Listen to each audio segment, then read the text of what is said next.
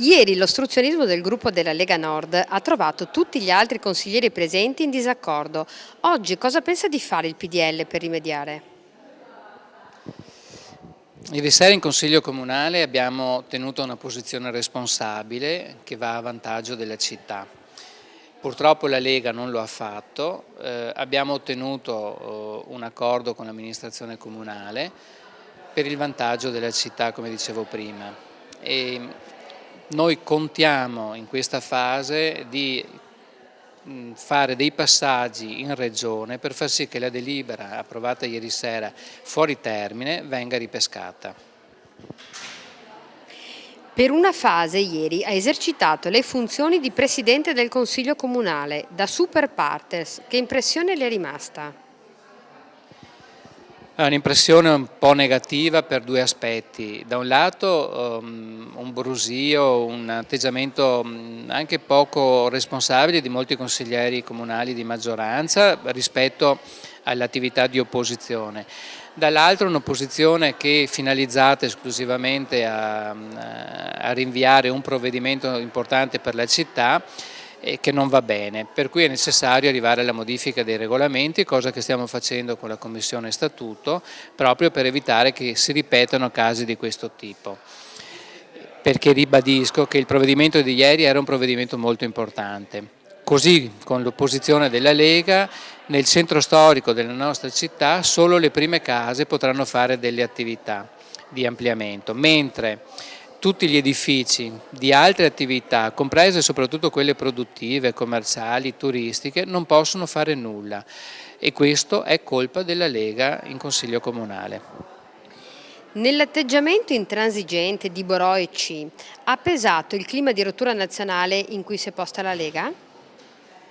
Ritengo di sì, la Lega probabilmente pensa già alle prossime campagne elettorali cittadine e anche nazionali e soprattutto le provinciali prossime, quindi ha bisogno di una visibilità. Ma la visibilità non si può fare sulla pelle dei cittadini e delle attività commerciali e artigianali. Questo è gravissimo l'atteggiamento della Lega. Per questo noi responsabilmente, dopo essere riusciti a bloccare gli emendamenti della sinistra del Consiglio Comunale che volevano vincolare in maniera troppo stringente qualsiasi attività edificatoria nella nostra città, noi abbiamo ritirato gli ordini del giorno. La Lega in maniera irresponsabile non lo ha fatto e quindi non si fa la politica sulla pelle dei cittadini. Se ieri i consiglieri leghisti hanno voluto dimostrare che possono bloccare il Consiglio, ora potrebbero fare i salvatori della patria, chiedendo al loro Luca Zaia di modificare il regolamento perché la delibera approvata alle 042 possa diventare efficace. Io non so, dimostrerebbe la dimostrazione di una incoerenza spaventosa. A un certo punto ieri il Consiglio Comunale aveva ipotizzato una mediazione. Approviamo il regolamento, ritorniamo in Commissione e lì vediamo le modifiche che sono da apportare ad un regolamento approvato. L'intransigenza della Lega non ha consentito nulla di tutto ciò. Pensare che oggi vada da Zaia a chiedere di ripescare la delibera mi sembra un po' astratto. Dalle interviste che ho visto già oggi sulla stampa della Lega mi pare che invece andranno da Zaia a chiedere di bloccare definitivamente questa delibera. Ripeto, è un atteggiamento secondo noi irresponsabile. Cosa pensa della posizione della Lega resa pubblica oggi dal segretario cittadino Carlo Rigon e del capogruppo Daniele Borò? Mi dà l'impressione di una Lega un po' su una barca che non sa bene dove andare, che direzione prendere, cosa fare per la nostra città. Irresponsabile e anche poco preparata.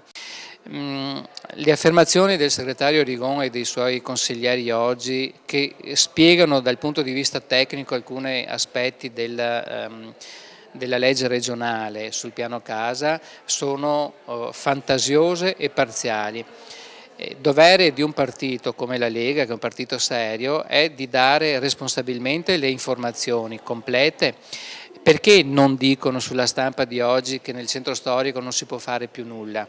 Perché non dicono che anche le prime case con la legge regionale in centro storico potranno alzarsi senza limiti di altezza, per cui potremmo trovare dei piccoli grattacieli in città, in centro storico, non adeguati alle altezze degli edifici vicini.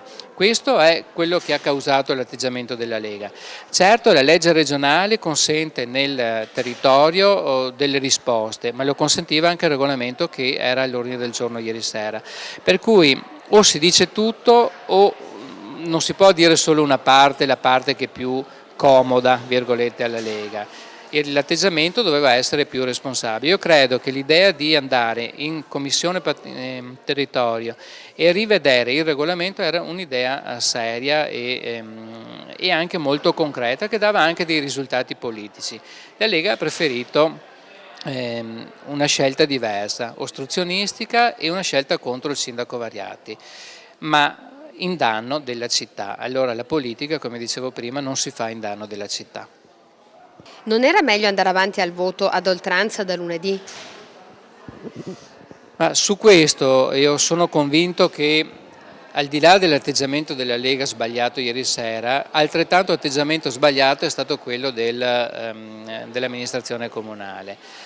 L'errore è di avere un regolamento con un emendamento fatto da loro stessi. È come una sconfessione del proprio assessore, cioè il sindaco Variati si accorge che gli uffici e l'assessore non hanno fatto un regolamento idoneo e quindi corregge con un emendamento che poi non si riesce più a modificare. Mi pare anche questa una cosa. Poi il rinvio della discussione a 2 giorni dopo, sapendo che entro mezzanotte del 30 era necessario approvare, pena la decadenza del regolamento, era necessario approvare la delibera. Quindi hanno perso 2 giorni. Era meglio, al di là degli accordi che si potevano stipulare e emendamenti da ritirare, era meglio proseguire sicuramente la discussione del lunedì in maniera ininterrotta, martedì e anche mercoledì. Io capisco il sindaco che in questa fase probabilmente ha anche tanti altri pensieri, anche più gravi, di natura personale, ma ho questa sensazione: quando manca il sindaco in consiglio comunale, la sua maggioranza va completamente in tilt e si nota, lo abbiamo visto in questi giorni.